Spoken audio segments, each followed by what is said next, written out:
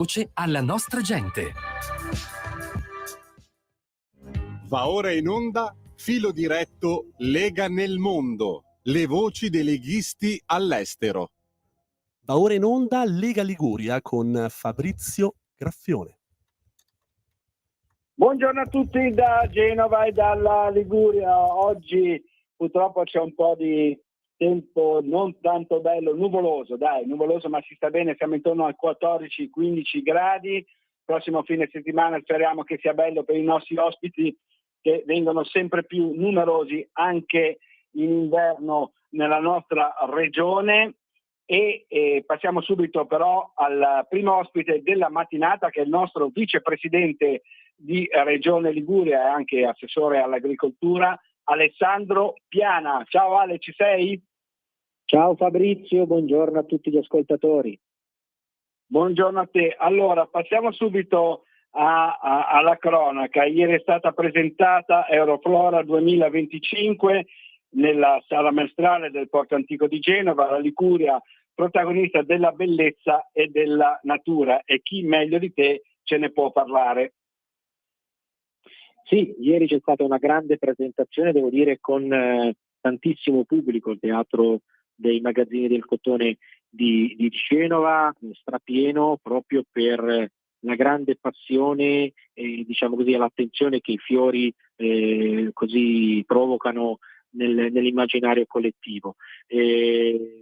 Un'Euroflora che è rimasta tra le 3 florali mondiali, veramente di valenza mondiale, e che ritorna un po' a casa dopo diciamo così la positiva esperienza di 2 edizioni nei parchi di Nervi. Euroflora torna nella sua vera e propria casa, che è il porto di Genova, un porto con un restyling completamente rinnovato, con degli spazi moderni e soprattutto dal punto di vista estetico meravigliosi. Quindi immaginatevi in un contesto del genere dove c'è il lusso degli yacht, delle barche, e dove c'è la modernità di alcune strutture, tra cui il rinnovato palazzetto dello sport, la bellezza dei fiori con i loro colori, i loro profumi e soprattutto anche dal punto di vista olfattivo e sensoriale la presenza delle nostre aromatiche, tra cui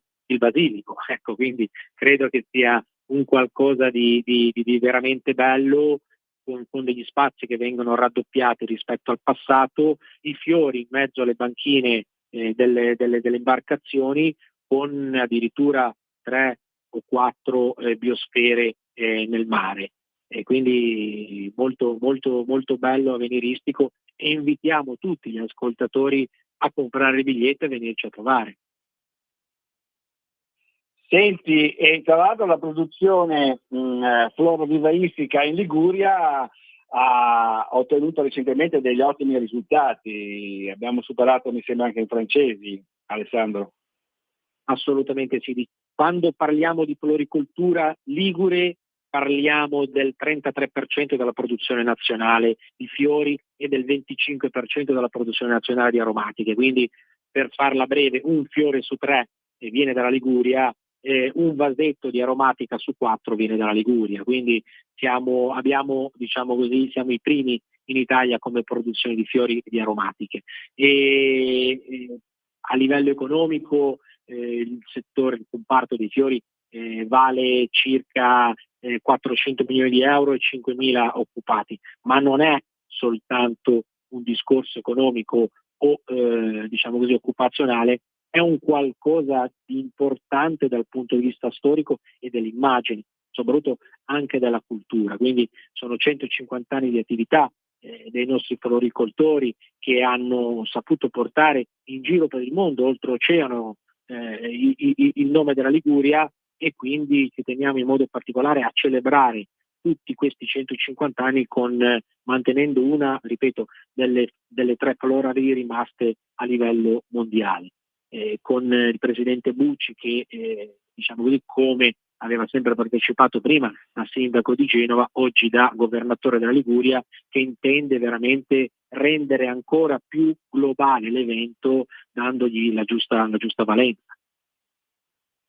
Ecco, senti, dai fiori però passiamo alle altre eccellenze liguri. Sto parlando del pesto, del basilico, dell'olio, dei vini, della focaccia, e poi voi nel ponente ligure anche della sardenaira, che ha provocato qualche polemica nelle scorse settimane. La Liguria, proprio con un documento che è stato approvato grazie alla Lega martedì scorso in Consiglio regionale, promuove e punta sui distretti del cibo, ecco, che servono un po' a valorizzare le nostre eccellenze.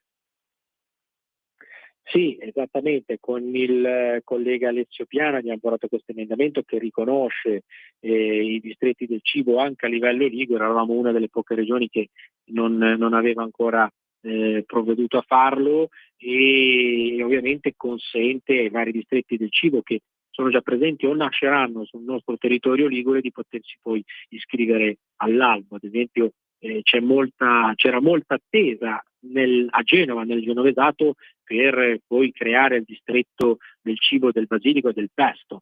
Poi ovviamente abbiamo anche diverse opportunità, abbiamo a ponente quello dell'olio extravergine taggiasco, dell'oliva da messa taggiasca, quello del salame, dei formaggi, del miele, abbiamo tantissime realtà che possono nascere. Tenete presente che, e questo lo dico con estremo vanto, anche l'anno scorso la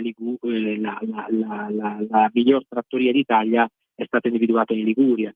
Mi pare che già 3 anni fa c'era stata la miglior trattoria d'Italia in Liguria, nell'entroterra di Genova, l'anno scorso anche. Quindi vuol dire che dal punto di vista anche dell'offerta agroalimentare i nostri ristoratori sanno offrire, probabilmente oggi quella delicatezza, quella particolare ricerca del gusto e che viene diciamo così confezionata nei piatti liguri dei nostri ristoranti, oggi è particolarmente riconosciuta.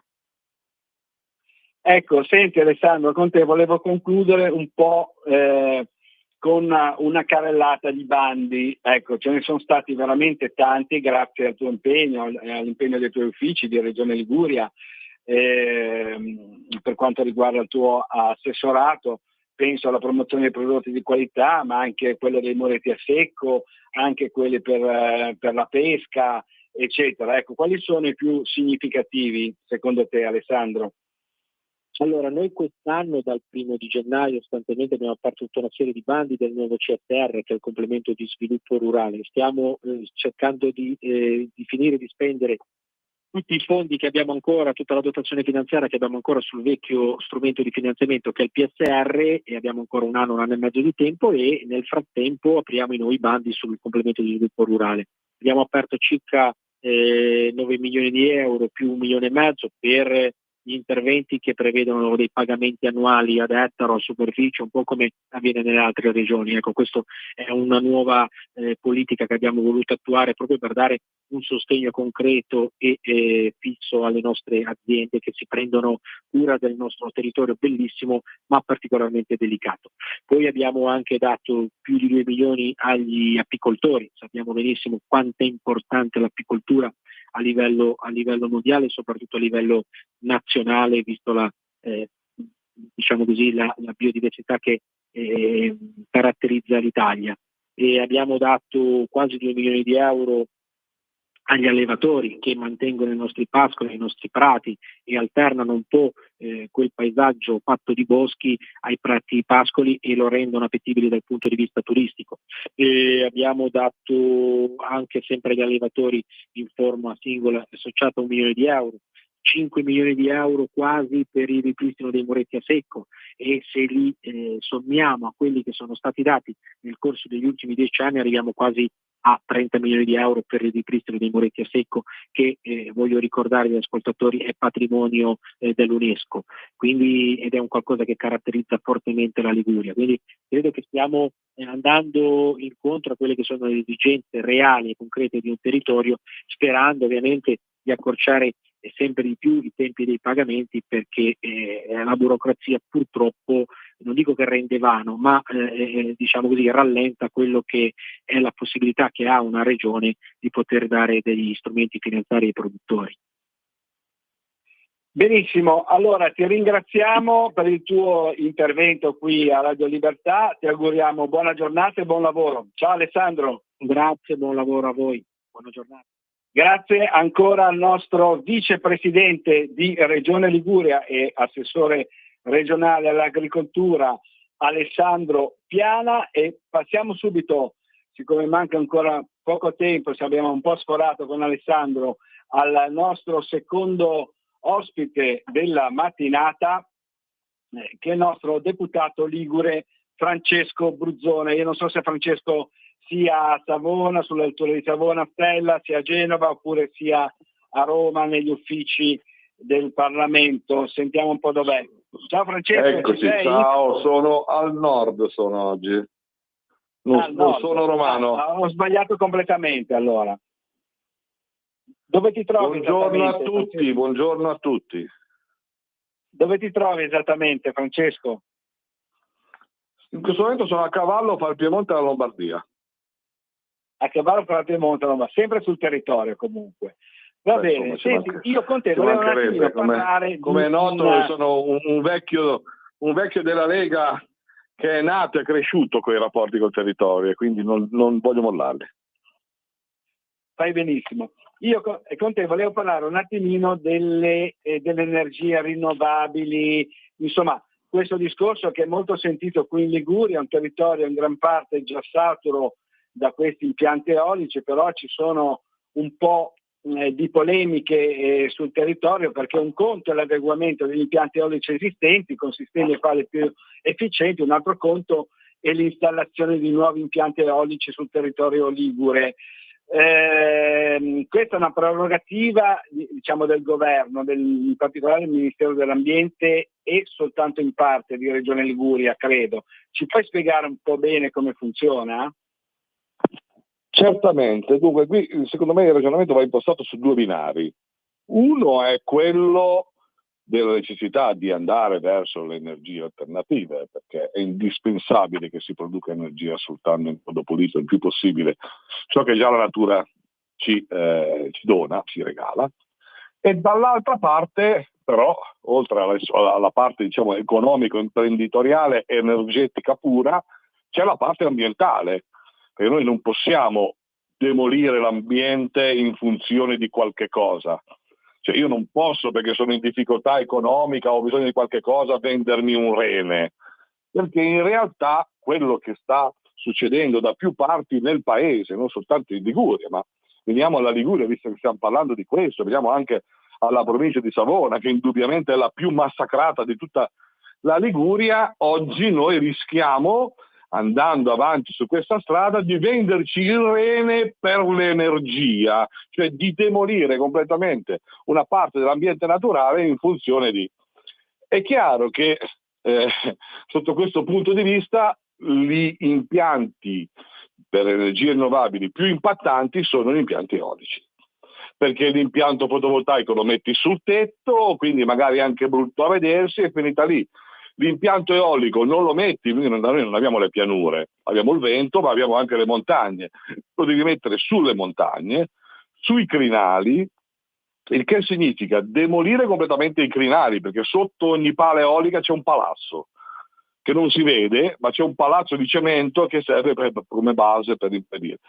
Di più, adesso le pale eoliche ultime, visto gli ultimi progetti, arrivano a 209 metri di altezza, quando la pala gira nel punto più alto, 209 metri, il che è una roba che non si tratta di 2, 3, 4, 10 o 20 pale eoliche, ma siamo di fronte a centinaia di pale eoliche. Tu immagina un attimo, arrivando dal mare o anche semplicemente dalla spiaggia, girarsi verso le montagne e tu ti trovi che da Varazze fino alle Ligure vedi una catena interminabile di questi mulini che servono magari per produrre un po' di energia elettrica, ma hanno completamente deturpato quella parte bella della Liguria, che non è soltanto il mare, ma è anche i monti a ridosso del mare. Poi c'è la parte anche dell'inquinamento che deriva dalle onde elettromagnetiche, eccetera, su cui io non sono specializzato, ma sicuramente è una roba che è molto molto più forte e più impattante rispetto al fotovoltaico o altro. E poi c'è l'altra parte, notoriamente tutti quanti sanno che io mi occupo di gestione faunistica nel paese, il che non vuol dire gestione faunistica andiamo a caccia e abbattiamo gli animali, come qualcheduno ormai è abituato a travisare, ma gestione faunistica vuol dire anche tutela faunistica. Queste sono veramente devastanti, le pale eoliche, soprattutto se poste nelle zone di importante rotta di migrazione. E guarda caso in alcune realtà, forse perché c'è più vento, parlo della provincia di Savona, quelle che già oggi abbiamo sono poste lungo rotte di migrazione segnalate dall'ISPRA, segnalate dalla Regione, segnalate dal Ministero dell'Ambiente, di interesse europeo, quindi anche rotte di migrazione che sono segnalate a interesse europeo e chiaramente che producono un danno.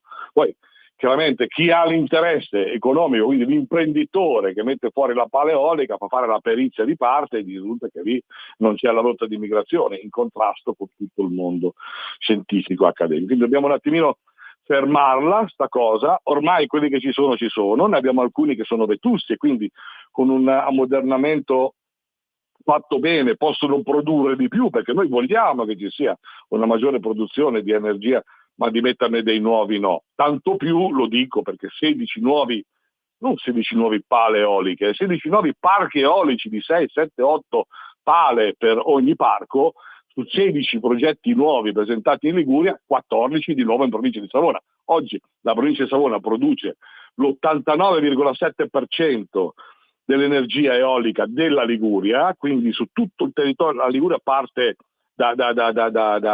dalla Spezia e finisce a Ventimiglia, e su tutto il territorio ligure il 90% dell'energia viene prodotta in provincia di Savona. 16 nuovi progetti, 14 in provincia di Savona. Siamo quasi ormai, non dico solo che siamo saturi, ma se proseguono su questa cosa, giustamente i sindaci sono allarmati. Io mi aspetto anche che ci sia un po' una rivolta, ma non soltanto dell'entroterra, perché me li mettono a 2 chilometri dal mare questi piloni enormi e vanno completamente abbiamo affrontato un problema grave turistico-ambientale turistico, se vogliamo, che è quello del rigassificatore. Oggi, se andiamo avanti su questa strada, andiamo a demolire la Liguria con questa impiantistica, e quindi da questo punto di vista ho presentato un'interrogazione al Ministro dell'Ambiente. La Regione, che non ha una competenza su tutto, ma una buona parte ce l'ha, credo che debba fare la mappatura delle aree idonee e quelle non idonee, ma dal punto di vista politico, questo è il mio mestiere, non soltanto, ripeto, per la tutela della fauna e la corretta gestione faunistica, in modo particolare dell'avifauna. Io credo che dobbiamo politicamente scegliere strade di energie alternative in Liguria che siano diverse rispetto alle pale eoliche. Da questo punto di vista il massimo impegno ce lo stiamo mettendo per dire basta, siamo saturi, andiamo da un'altra parte. Ecco, senti Francesco, io volevo ricordare anche ai nostri radioascoltatori che nel 2012 l'allora più grande parco eolico della Liguria fu inaugurato proprio dall'ex presidente di Regione Liguria del PD, Claudio Burlando, tra Savona, Cairo Montenotte e Albisola Superiore, proprio la zona che indicavi tu precedentemente. Ecco, la Lega non accetta le imposizioni create dall'alto, ci battiamo per il territorio, quindi è sempre stato il nostro focus, il nostro obiettivo politico. Io volevo capire perché la sinistra in questo momento sugli impianti eolici invece non sta, almeno mi sembra che non faccia questa grande battaglia contro questo deturpamento del paesaggio, dell'ambiente, anche della fauna, come hai ben spiegato te. Per quali motivi secondo te? Eccolo, il motivo per cui la sinistra ha un certo tipo di atteggiamento non rispondo, non mi pongo neanche il problema di dover rispondere. Però non c'è ombra di dubbio che sul territorio, a livello locale, tutti sono d'accordo, anche quelli di sinistra, poi quando ti sposti, e qui c'è un effetto che trova fondamento anche nella legge che regolamenta la materia, una legge fatta da Draghi.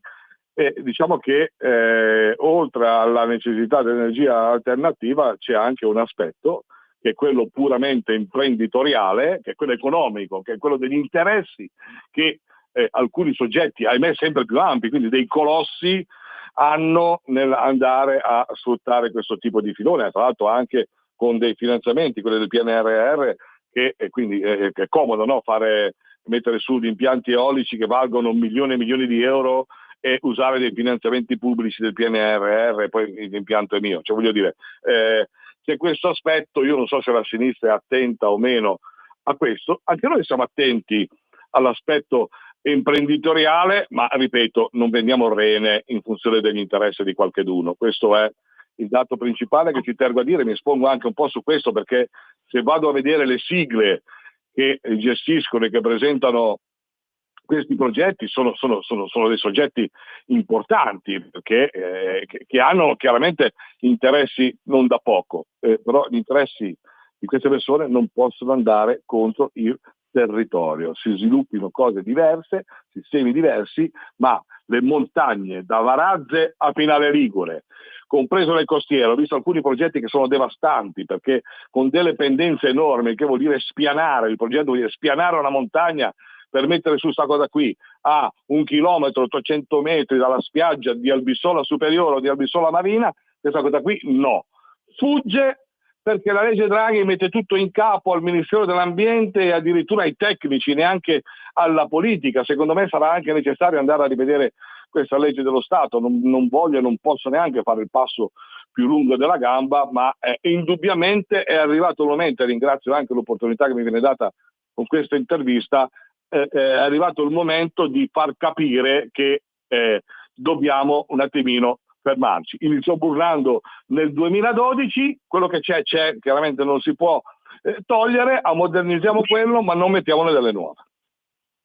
Ti ringraziamo, il nostro tempo a disposizione purtroppo è scaduto, poi ci risentiremo su questa importante tematica con Francesco Bruzzone. Intanto ti auguriamo buona giornata e buon lavoro. Ciao Francesco. Grazie caro, ciao, buon lavoro. Grazie ancora al nostro deputato ligure Francesco Bruzzone, e per il momento da Genova e dalla Liguria è tutto. Linea a Milano da Fabrizio Graffione.